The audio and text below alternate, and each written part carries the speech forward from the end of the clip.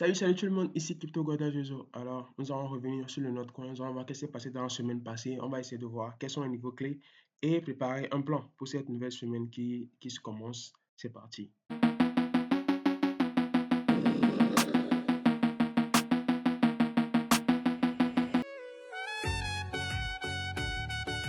Pourquoi le bit et pourquoi j'ai préféré le Note? Parce que j'avais déjà donné des raisons dans la dernière vidéo sur la chaîne, la vidéo passée. J'avais dit pourquoi j'ai préféré trader sur le Note. Et ils m'ont obligé à tomber en mode de la crypto parce qu'ils me l'avaient donné gratuitement après avoir joué au jeu. Mais je ne vais pas revenir sur les détails aujourd'hui, ça va pour que la vidéo ne soit pas beaucoup très longue. Alors, je suis un peu de temps daily. Je vais premièrement passer sur le point interest pour que on essaie de voir quel est le point interest du Notcoin actuellement. Alors là, nous sommes sur Coin Analyze, nous sommes sur le point interest aggregate du Notcoin. Qu'est-ce qu'on va faire? On va venir en unité de temps 4 heures.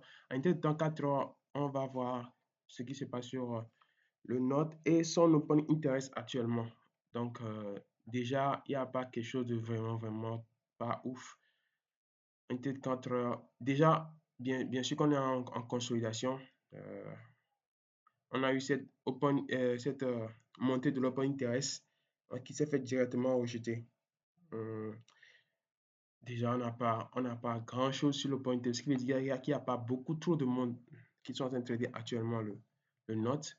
Et on va voir que depuis cette hausse-là, on a par exemple un tel temps daily, bien sûr.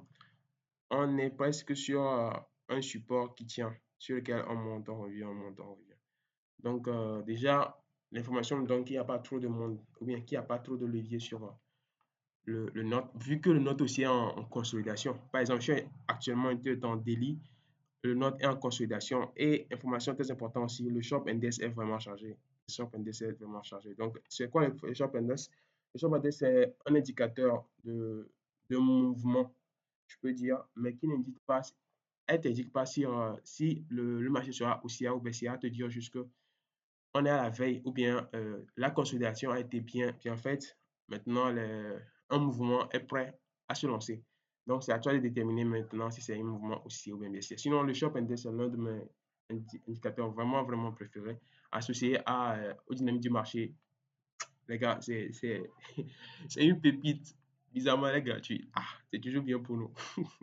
Alors, si nous revenons sur le note en deux temps, daily, on va voir que déjà, notre résistance, elle est très simple à localiser. C'est les 0,1723 qui servait déjà de résistance ici, sur lequel le pied était venu buter, haussé, buter, revenu, casser, mais directement intégré, buter et clôture ici, ouverture, partie et revenu.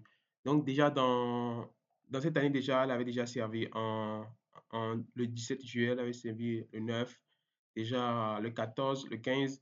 Elle s'est fait totalement franchir le 17. Et là, avec cette hausse, là, qu'est-ce qui s'est passé? On a eu petite touchette, on s'est fait rejeter, on est revenu, on s'est fait rejeter, on est directement revenu sur les 0,015. Pulsion haussière, toujours notre résistance qui a tenu, on s'est fait toujours rejeter.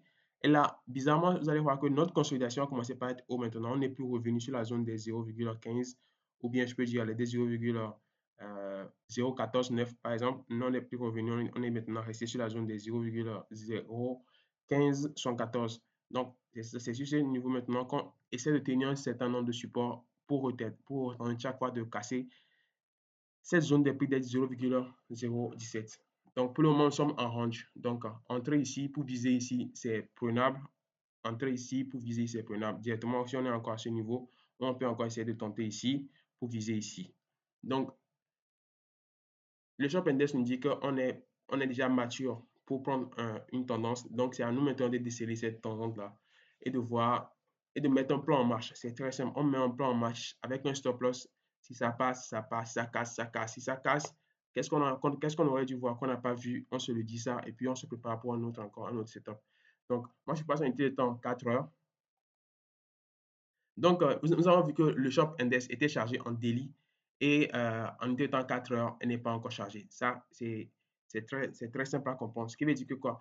Un Shop Index chargé en unité de temps daily a plus de force qu'un Shop Index chargé en unité de temps 4 heures. Donc, si il s'avère qu'on arrive à voir maintenant que le Shop Index est chargé en daily et en 4 heures, cela me donnera que le mouvement encore sera beaucoup plus violent, mais c'est un mouvement violent qui ne va pas se faire sur une bougie longue vim, non, qui va nous déceler peut-être une nouvelle sortie de consolidation pour rentrer dans une tendance. Donc, je vais passer un temps 4 heures pour vous expliquer qu'est-ce qui s'est bien passé. Nous avons remarqué que depuis qu'on s'est fait rejeter sur notre première résistance ici, on s'est fait rejeter, on a fait un sommet, on a fait un creux en dessous, on est revenu faire un sommet presque équivalent à celui-ci, mais toujours dans la zone des 0,017, on s'est fait rejeter. Et là, on a essayé, mais on est revenu. On a bien consolidé sur la zone des 0,015. Et qu'est-ce qui s'est fait? On a encore pris une pulsion. On est reparti. Revenu toucher encore la zone des 0,14 et 15 plutôt. 0,017, on s'est fait rejeter. On a encore essayé, on s'est fait rejeter. Et à chaque fois qu'on se fait rejeter, vous allez voir que premièrement, on a essayé de consolider sur, on a essayé de consolider sur les 0,01573 par exemple, mais arrivé à un moment, on est revenu beaucoup plus bas, mais on a plus de la force pour repartir. Et chaque fois, on revient. On va, on revient, on va, on revient. Et même regardez cette prise de liquidité. On est revenu, on a pif, essayé de prendre tous ceux qui sont en longue ici. Ah, et on a directement essayé de repartir, mais on n'avait pas beaucoup de force. Et là, on est encore revenu. Vous allez voir que la clôture de cette bougie, c'est directement la zone sur laquelle on avait essayé de prendre des liquidités avant cette hausse-là. Donc, ce qui veut dire qu'on avait fait quoi? On avait fait un creux sommet et on refait maintenant un creux équivalent à celui-ci. Si ça veut dire qu'on clôture en 80, qu'on commence par repartir, ce qui veut dire que cette zone-là serait vraiment une zone à surveiller au cas où le prix revient, on peut essayer de voir ce que ça va donner. Donc, selon moi, qu'est-ce qui va se passer si le Bitcoin, parce que pour moi, selon mon analyse sur le Bitcoin, on est sur une résistance bien avant la grande résistance. Nous avons, nous avons une plus grande résistance à une tête dans,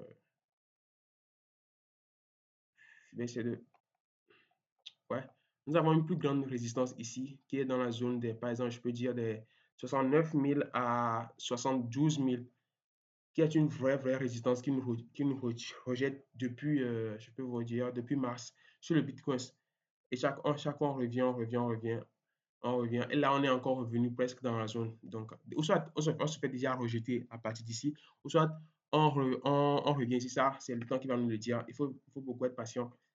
Consolider et confirmer les informations avant de sauter dans nos trades. Alors, si le Bitcoin continue sa tendance haussière, ou bien là, elle va chercher la zone que je viens de montrer, entre les 60 000 et 72 000, là déjà, qu'est-ce qu'on peut, on peut espérer déjà que la zone là va nous servir de support et qu'on va retenter encore les 0,017. Et pourquoi pas le franchir maintenant?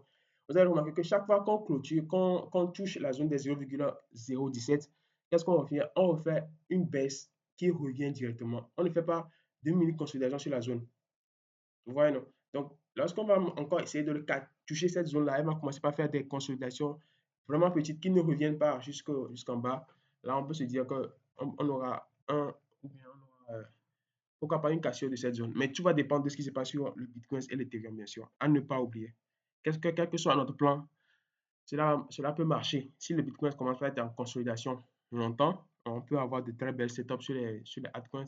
Mais si le Bitcoin commence à dessiner une tendance, soit baissière, quelle que soit notre stratégie sur il y a certaines altcoins qui arrivent à sortir du lot, mais ce n'est pas chaque fois. Donc, pour moi, je vais essayer de voir ce qui va se passer. Je vais essayer d'essayer certaines zones de prise d'information. Donc, si la crypto arrive dans ces zones-là, je vais essayer, cela sera pour moi des informations à prendre en compte. Déjà, vous avez vu que cette zone-là, on l'a travaillé pour aller jusqu'ici. Qu'est-ce qui va se passer maintenant? Et on revient maintenant. Donc, pour moi, si cette hausse-là, si on arrive à faire cette hausse-là, et on fait quelque chose de comme ça, pour essayer de revenir dans la zone-là, vous allez voir qu'ici aussi, il y a beaucoup, elle a été beaucoup travaillée. Si on revient ici, on fait un rejet et on dessine un creux déjà ici qui n'est pas revenu sur la zone là. Là, je peux dire, on va encore essayer de casser ici. Donc, ce qui est encore important, c'est de voir si on fait ce sommet, on revient dans la zone là et qu'on commence à faire des creux qui ne reviennent pas dans la zone là. Et là, je peux dire, ça peut partir. Mais si on fait un creux, refait un sommet ici, comme ça, et on refait un creux en bas de celui que j'ai dessiné ici, là, je peux commencer à pas décider la zone là comme le prochain zone à vraiment défendre. En fait, le dynamique des marchés, c'est le fait d'arriver à voir le marché en creux, en sommet, et de voir cela en apportant une touche de compréhension. Ce qui veut dire que quoi? Quand les creux commencent par être de plus en plus hauts, on est sur une tendance haussière. Mais quand les prochains creux commencent à être de plus en plus bas, on commence déjà pas changer de tendance. Donc, ce sont les zones que j'ai voulu partager avec vous. La zone le plus importante ici, les 0,017. Ici, la zone des 0,015. La zone ultime sur laquelle on peut toutefois revenir, la zone des 0,0149. Donc, actuellement, le prix revient sur cette zone-là. Et si on fait un creux en dessous, par exemple, de celui-là, et qu'on a fait une prise de liquidité, on commence à baisser, je peux facilement chercher cette zone-là. Mais tout cela ne sera possible que si le Bitcoin chute. Et si le Bitcoin commence par hausser, et si on fait un creux équivalent à celui-ci, on fait, si on fait un sommet équivalent à celui-ci, on fait un creux au-dessus de celui-ci, ou bien de celui-ci déjà, on fait un creux au-dessus de celui-ci, là, je peux me dire, paf, on peut encore essayer de tester la zone des 0,17 et le casser. Si vous avez des questions, n'oubliez pas de les mettre dans les commentaires, c'est très très simple. J'ai un groupe Telegram sur lequel vous pouvez poser toutes les questions. On est entre nous, on apprend juste à se faire de l'argent avec les crypto-monnaies et surtout avec le trading des crypto-monnaies. Sinon, moi-même, je suis vraiment fasciné par ça et ma vidéo est assez à des buts éducatifs, juste pour te faire comprendre que tu peux te faire de l'argent avec. Peace!